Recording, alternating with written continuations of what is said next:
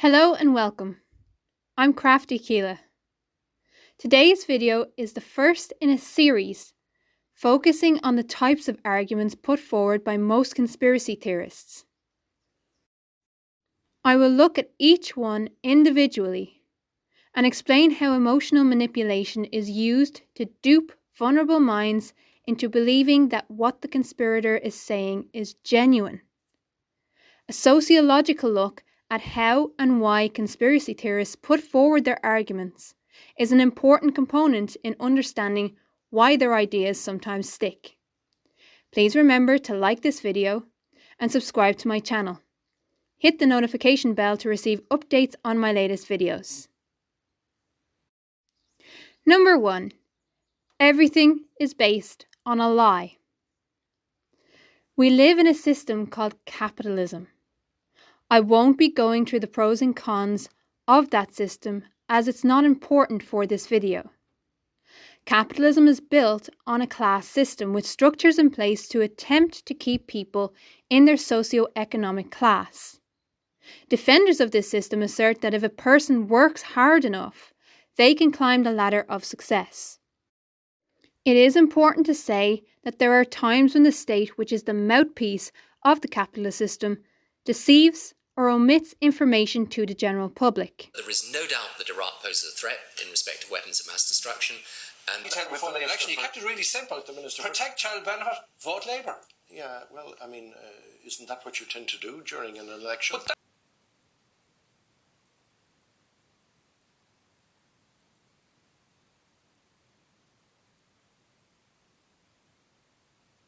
But does that mean everything we know and accept as societal truths is a lie? A lie, by its definition, is a false statement made with the deliberate attempt to deceive. It is vital when talking to a conspiracy theorist that we separate the state machine from professionals working in a given field. The message, particularly from flat earthers, is that you can't trust scientists who have worked for many, many years in that given field because they are agents of the state, and the state cannot be trusted to tell the truth about anything. Conspiracy theorists will say that we have been lied to. Such a broad, sweeping statement is unverifiable with neat soundbites and therefore incontestable. Using emotional manipulation, conspiracy theorists often use the language of the abused in order to make an emotional connection with their target. There will be more on this in a later video. The us and them mentality is often rolled out, which is a dangerous starting point for any argument.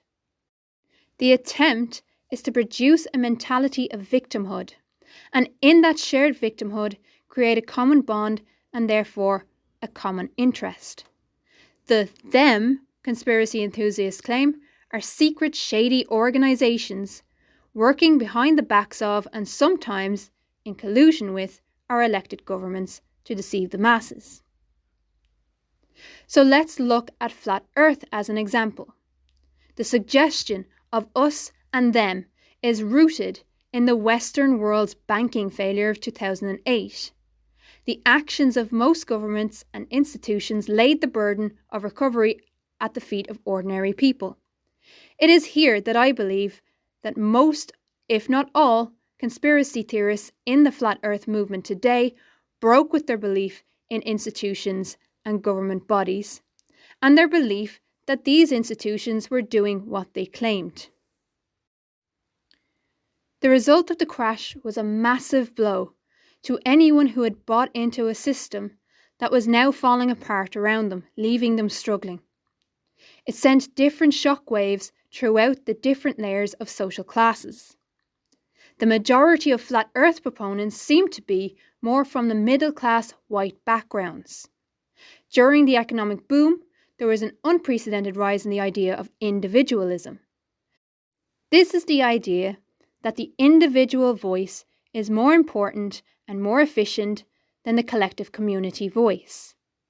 The decline in a solid community mixed with the burst of technological advances of the modern era meant that more information was at the fingertips of every ordinary person.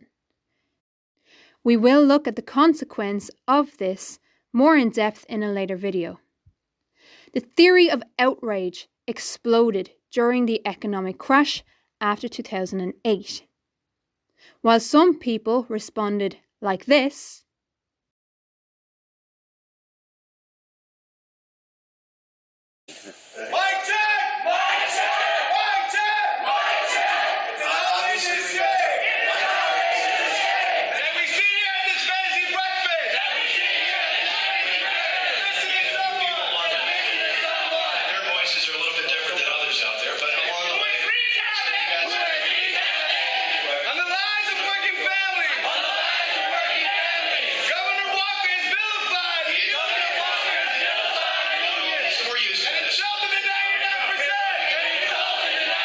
others chose to vent like this.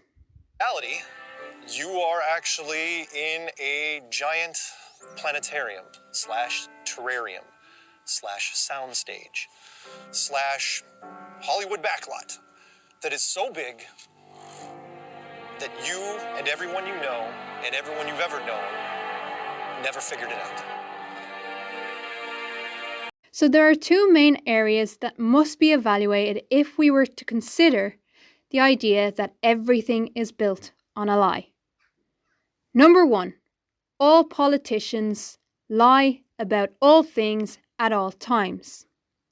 Let's contest the idea for a moment that everyone in positions of power is lying to you. This is a St. Patrick's Day like no other. A day that none of us will ever forget. In years to come, let them say of us, when things were at their worst, we were at our best. It is clear that this can now only be described as a terrorist attack, one of which has publicly stated that they were Australian born. These are people who I would describe as having extremist views that have absolutely no place in New Zealand and in fact have no place in the world. It's the idea held by generations of citizens who believe that America is a constant work in progress, who believe that loving this country requires more than singing its praises or avoiding uncomfortable truths. It requires the occasional disruption, the willingness to speak out for what is right, to shake up the status quo. That's America. Well, this shows that on some occasions politicians can and do tell the truth, and in fact use the truth to pull their countries together in a time of duress. The rationale behind the idea that state institutions and politicians are lying at all times is supposedly for them to cling to power, and this is partially true. There is an acceptance that politicians lie to keep or gain their seats. This is why there are now independent fact-checking organisations during the times of elections. Number two, the system is lying to you. Not understanding the intricacies of a system doesn't mean it's necessarily always false,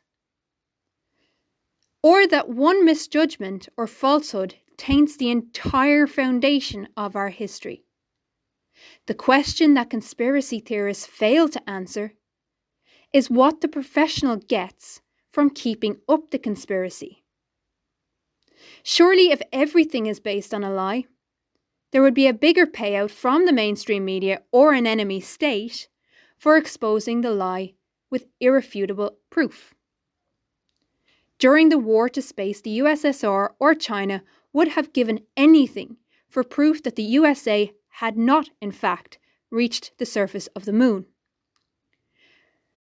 But by suggesting that no one has ever exposed state secrets, they insult the work of people like Mark Felt, Chelsea Manning, Edward Snowden, Karen Silkwood, and Daniel Ellsberg, and the many, many other whistleblowers who have come forward in different sectors of our society to present evidence-based truth in the interest of public knowledge. Since this hasn't happened in the space program or the world of physics in general, particularly on the curvature of the Earth, it seems safe to assume that not everything we know is based on a lie. Sometimes the truth is more straightforward. The inability to trust individuals or state bodies in any way, shape, or form is as irrational as believing that there is a boogeyman following you around everywhere you go.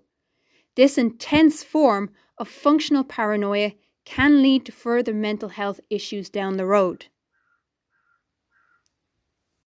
Thank you for taking the time to watch this video. Please remember to like and subscribe to this channel and click the notification bell if you want more information on this series as it comes out.